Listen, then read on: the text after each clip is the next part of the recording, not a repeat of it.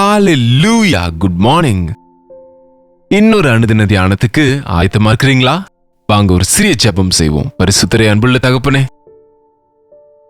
காலமே உம்முடைய வசனத்தோடு எங்கள் வாழ்க்கையை தொடர வேண்டும் என்று, இந்த நாள் முழுவதும் ஆண்டவரே உம்முடைய சமூகத்தோடு நடக்க வேண்டும் என்று உம்முடைய கிருபைக்காக வேண்டுகிறோம். உதவி செய்யும்படிக்கு கிறிஸ்துவின் நாமத்தில் ஜெபிக்கிறோம் நல்ல பிதாவே, ஆமென். ஒரு சிறிய ஜெபம் போதுங்க. ஆண்டவரே, நான் இங்கே இருக்கிறேன். ஆண்டவரே, என்னை ஞாபகப்படுத்திக் கொள்ளுங்க. ஆண்டவரே, எனக்கு உதவி செய்யுங்க. ஆண்டவரே, எனக்கு துணையாயிருங்க. எனக்கு துணை செய்யுங்க. உம் சமூகத்தை எனக்கு கொடுங்க. உங்க கிருபை எனக்கு கொடுங்க என்று சுருக்கமான சின்ன சின்ன ஜெபங்களை எப்ப முடியுமோ அப்பெல்லாம், எவ்வளவு குறைவான நேரம் இருந்தாலும், எவ்வளவு வேலையில் இருந்தாலும், எந்த சூழ்நிலையில் இருந்தாலும் அவரை நோக்கி கூப்பிட்டா அவர் நமக்கு நிச்சயமாய் பதில் கொடுப்பார். இந்த நாட்களில் நாம் போய்கொண்டிருக்கையில் நமக்கு சுகங்களை விட கஷ்டங்களே அதிகமா இருக்கிறது என்று நான் உங்களுக்கு சொல்ல தேவையில்லை. அல்லது நீங்களே சொல்லுங்க, இல்லைங்க நாளெல்லாம் எங்களுக்கு கஷ்டமே இல்லை, எந்த விஷயத்திலையும் கஷ்டம்னால எங்களுக்கு என்னன்னு தெரியாதுங்க அப்படின்னு யாராவது சொல்லுவாங்களா? சொல்ல முடியுமா? கஷ்டங்கள்னா ஏதோ பெரிய மலைகள் வந்து நம்ம மேல விழுகிற மாதிரி கஷ்டங்கள் தேவையில்ல. அனுதினமும் நம்ம கஷ்டப்படணும். உண்மையா ஒரு அம்மா அந்த சமையல் அறையில் பிள்ளைகளுக்கு உணவை ஆயத்தப்படுத்த கஷ்டப்பட வேணாமா? கஷ்டப்படுறது இல்லையா? பிள்ளைங்களை கேட்டு பாருங்க, படிக்கிறது எவ்வளவு கஷ்டம்னு அவங்களே சொல்லுவாங்க. ஆபீஸுக்கு சென்று, உத்தியோகங்களுக்கு சென்று, இந்த காலத்துல இந்த டிராபிக்ல சிட்டி பஸ் பிடிக்கணும், பைக்ல போகணும், வேலைக்கு போவது வருவது, இது எல்லாம் கூட சோர்வும் பிரயாசமும். மனுஷனுடைய வாழ்க்கை இப்படிதான் வேதம் சொல்லுது.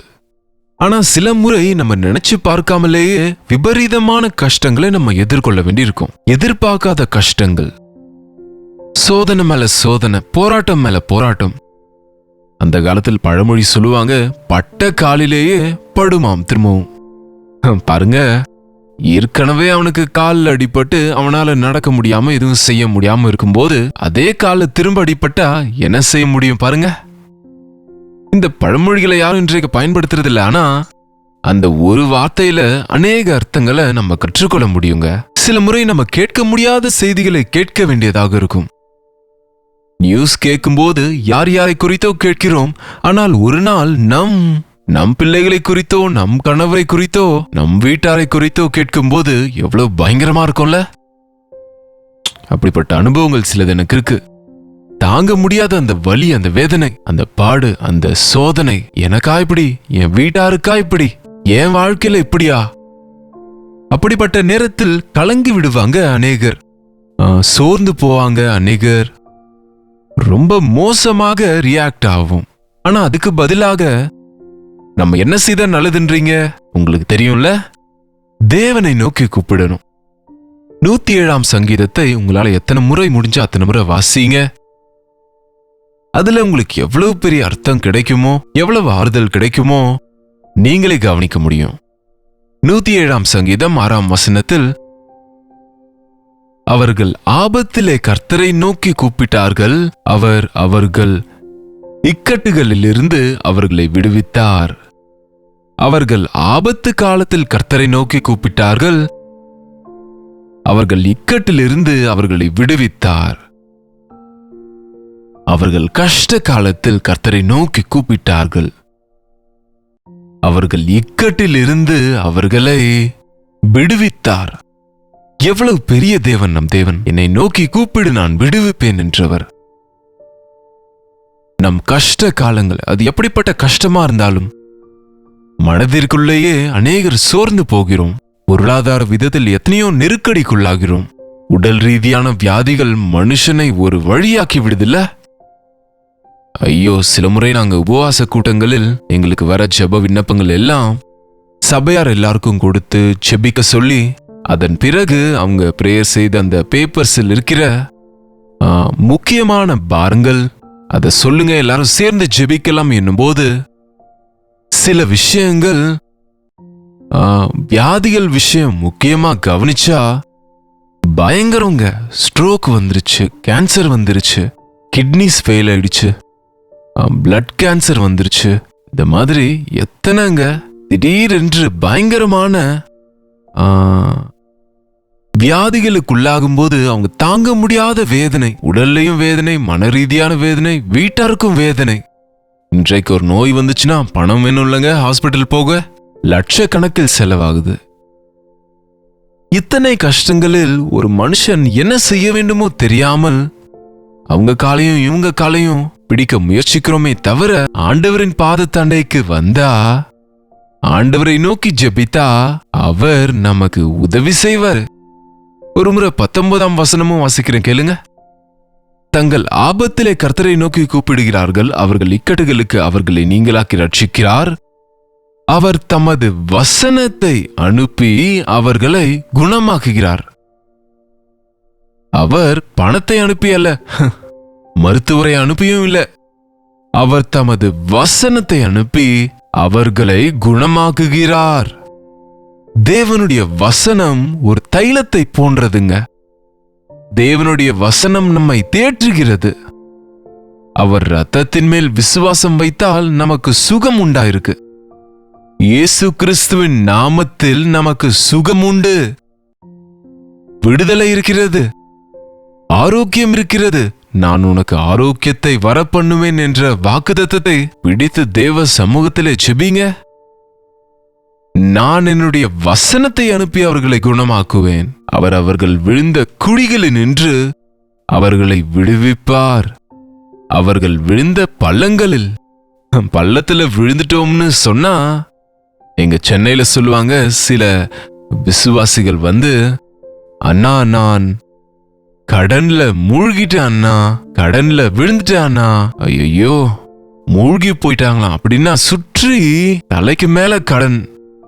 இந்த கடன் வாங்குறவங்கள பாருங்க, இன்னும் கொஞ்சம் தானே, இது கொஞ்சம் தானே என்று வாங்கி கடன் கொடுத்தவங்க கேட்கலையேன்னு வருஷ கணக்கில் அப்படியே விட்டுட்டா அது அப்படியே வட்டி வட்டிக்கு மேல வட்டின்னு சில முறை சிலர் வந்து சொல்லுவாங்க, 1 லட்சம் தான் கடன் வாங்கினுங்க, ஆனா இப்ப 10 லட்சம் கட்ட வேண்டியதாக இருக்கு.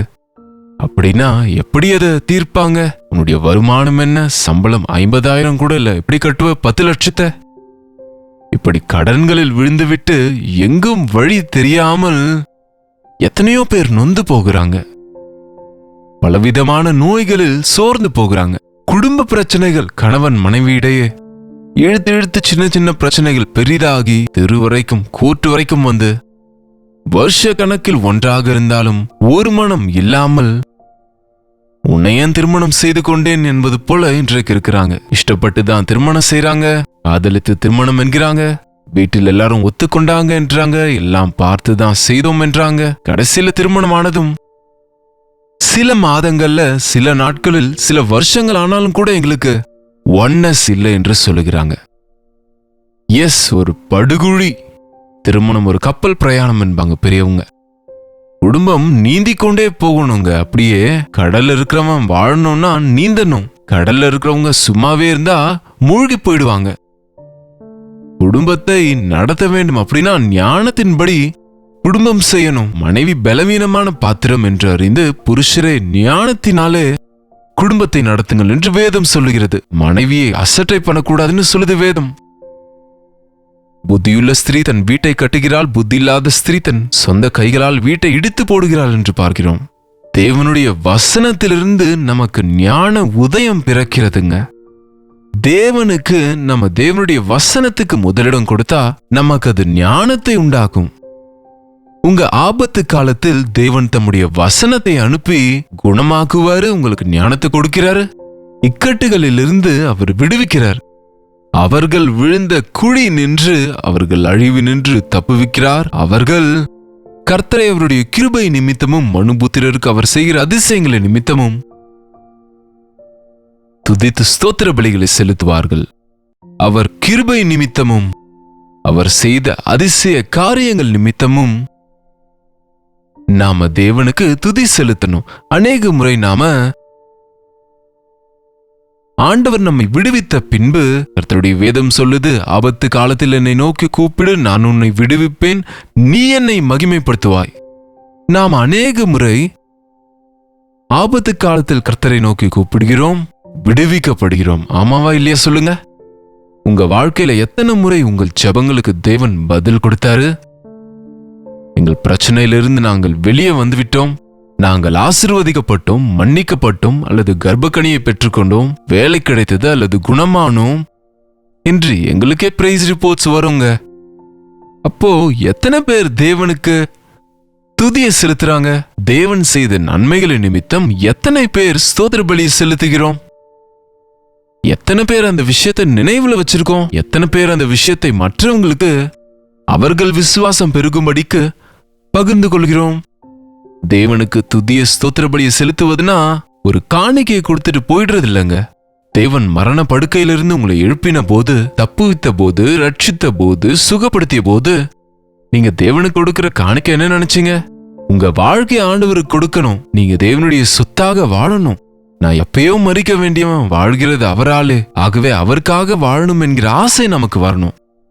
இன்றைக்கு நம்ம ஆபத்து வரும்போதெல்லாம் கர்த்தரை நோக்கி கூப்பிடுவது, கஷ்டங்கள் தீர்ந்த பிறகு அவர் நன்மைகளை மறந்து போகிறோம். பாருங்க, இந்த அதிகாரத்தில் 6வது வசனத்தில், 13ஆம் வசனத்தில், 19வது வசனத்தில் திரும்ப திரும்ப திரும்ப ஆபத்து காலத்தில் அவர்கள் நோக்கி கூப்பிட்டார்கள், அவர் உதவி செய்தார். ஆபத்து காலத்தில் ஜெபித்தார்கள், அவர் அவர்களை குணப்படுத்தினார், அவர் அவர்களை விடுவித்தார். அவர்கள் ஆபத்துகளிலிருந்து அவர்களை அவர் தப்புவிக்கிறார், தம் வசனத்தை அனுப்பி குணமாக்குகிறார்.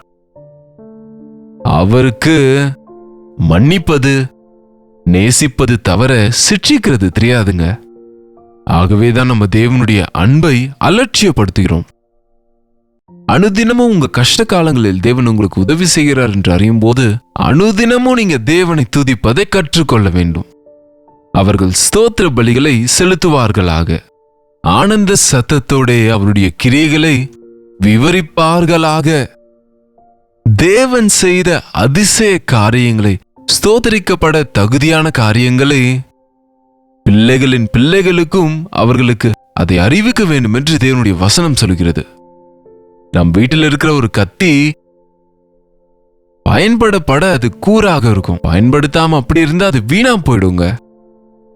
நம்முடைய சாட்சியை கூட மற்றவங்களுக்கு சொல்லும் போது நமக்கு அது நினைப்பூட்டுது. நாம அதன் மூலமாக இன்னொரு முறை விசுவாச விருத்தியை பெறுகிறோம். அதுக்குதான் தீபத்தை கொளுத்தி யாரும் கட்டில் கீழே வைக்க கூடாது, அங்கெங்கே அல்ல, தீப ஸ்தம்பத்தின் இடத்துல வைக்கணும். தேவன் உங்களுக்கு எத்தனை நன்மை செய்தாரோ எப்பவாவது யாருக்காவது சாட்சி கொடுத்தீங்களா? அப்படின்னா சர்ச்சில் பாஸ்டர் மைக் கொடுத்தா சாட்சி சொல்றோங்க என்று சொல்லுவாங்க சிலர். அப்படி இல்லைங்க. அன்றைக்கு தெக்கப்போலில அந்த கேராசீனின் பேய்களை பிடித்தவன் சென்று சாட்சி கொடுத்த போது அந்த பகுதியில் இருந்த யாவரும் ரட்சிக்கப்பட்டார்கள் என்று இருக்கு. கெராசின் தேசத்திலே பேய் பிடித்தவர்களை மாற்ற, விடுவிக்க, அந்த பேய்களில் இருந்து தப்புவிப்பதற்கு நதியின் அக்கறையிலிருந்து ஆண்டவர் வந்து கலிலேயா சமுத்திரத்தை தாண்டி வந்து அவனை விடுவித்தார். பாருங்க, லேகியோன் என்று பெயர் வைக்கப்பட்டிருந்த அவனிடத்திலிருந்து அநேக 1000 பேய்கள் வெளியே வந்தது போல அவன் குணமாகி ஆண்டவரிடத்தில் வந்தான். ஆண்டவர் பிறகு படலில் ஏறி போகும்போது, நானும் உம்மோடு வருகிறேன் என்றால் அவர் என்ன சொன்னார் தெரியுமா? நீ சென்று தேவன் உனக்கு செய்த காரியங்களை குறித்து உங்க வீட்டாருக்கு சாட்சி கொடுங்க, உங்க சொந்தக்காரங்களுக்கு சாட்சி சொல்லுங்க. எங்கெங்கே நீங்க பேய் பிடித்து அலைந்தீங்களோ, யாரும் கட்டுப்படுத்த முடியாத நிலைமையில நீங்க அசிங்கமாக நடந்து கொண்டு உங்களை நீங்கள் காயப்படுத்தி கொண்டு எவ்வளவு பேரை நீங்க வேதனைப்படுத்தினீங்களோ அவங்க கிட்ட போய், இது நான் தான், என்னை இயேசு கிறிஸ்து மாற்றினார் என்று சாட்சி சொல்லுங்க. ஒரு கஷ்டத்திலிருந்து உங்களை விடுவிக்கும் போது நீங்க அதே மாதிரியான கஷ்டங்கள் இருப்பவர்களுக்கு சாட்சி சொல்லுவதை கற்றுக்கொள்ளணும். தேவன் செய்த நன்மைகளை நாம மறவாமல் அவருக்கு நன்றியை செலுத்திட்டு இருந்தா, சொல்லப்போனா துதியை செலுத்தி கொண்டு போகிறவன் குழியில விழமாட்டாங்க, மலையின் மேலே ஏறுவாங்க. துதி செலுத்துகிறவன் நாளுக்கு நாள் விருத்தி அடைவாங்க. முணுமுணுத்து கொண்டு இருக்கிறவங்க நாளுக்கு நாள் அழிந்து அந்த சாத்தானின் கைகளில் சிக்கிக் கொள்வாங்க. எந்த கஷ்டம் இருந்தாலும் ஏசாண்டவருக்கு சொல்லுங்க, அவர் விடுவிப்பார், குணமாக்குவார், சுகப்படுத்துவார், அற்புதங்களை செய்வார். நம்புங்க. இன்றிலிருந்து ஒவ்வொரு நாளும் ஜெபிக்கிறத விட்டுறாதீங்க. தேவ சமூகத்தில் உபவாசம் இருந்து ஜெபிக்க நினைவுல கொள்ளுங்க. எப்பொழுதோ ஒரு முறை செய்கிற ஜெபம் அல்ல, எப்பொழுதுனா அப்பொழுது, எங்கன்னா அங்க ஆபத்து வரும்போதெல்லாம் ஆண்டவரே என்னை ஞாபகப்படுத்திக் கொள்ளுங்க, எனக்கு உதவி செய்யுங்க, எனக்கு துணையாயிருங்க, உங்க கிருபை தாங்க, உங்க சமூகத்தை தாங்க என்கிற சுருக்கமான வார்த்தைகளோடு முழு மனதோடு அவரை வேண்டினா உடனே அப்படிப்பட்ட ஜெபங்களுக்கு பதில் வருங்க. ஜெபிப்போம். பரிசுத்தரே, அன்புள்ள தகப்பனே, பாடுகள் இல்லாம கஷ்டங்கள் இல்லாமல் இந்த உலகத்தில் நாங்கள் வாழ முடியாது. ஆனா பாடுகள் நடுவே துணையா இருக்கிறவர் என்று, ஆபத்து காலத்தில் நோக்கி கூப்பிடும் போது எங்களை விடுவிக்கிறவர் என்று நாங்கள் மறக்காமல், சோதனைகள் போராட்டங்கள் ஏற்படும் போது நாங்கள் சோர்ந்து போய் கொண்டிருக்கையில விசுவாசத்தோடு அவைகளை எதிர்க்க உம்முடைய சாட்சிகளாய் வாழ உதவி செய்யும்படிக்கு கிறிஸ்துவின் நாமத்தில் ஜெபிக்கிறோம் நல்ல பிதாவே, ஆமென். பிதாவாகிய தேவனுடைய அன்பும் குமாரனாகிய இயேசு கிறிஸ்துவின் கிருபையும் பரிசுத்த ஆவியானவருடைய அந்யோன்யமும் ஐக்கியமும் கூடி வந்திருக்கிற நம் அனைவருக்கும் இப்பொழுதும் சதா காலமும் துணையா இருப்பதாக, ஆமென். தேவனுக்கு ஸ்தோத்திரம். உங்களுடைய ஜெப விண்ணப்பங்களுக்காக நாங்கள் ஜெபிக்கணும்னா 8939801234 என்கிற நம்பருக்கு நீங்க உடனே ஒரு டெக்ஸ்ட் அல்லது வாய்ஸ் மெசேஜ் அனுப்புங்க. உங்களுக்காக ஜெபிக்கிறோம். உங்கள் பட்சத்தில் ஜெபிக்க நாங்கள் எப்பவுமே ஆயத்தமாயிருக்கிறோம். நீங்களும் ஜெபிக்கணுங்க. கர்த்தருக்கு சித்தமானால் நாளைக்கு இதே நிகழ்ச்சியில் இதே நேரத்தில் அவர் வார்த்தையோடு உங்களை சந்திக்கிறேன். அதுவரை கர்த்தருடைய கிருபை உங்களுக்கு துணையாயிருப்பதாக.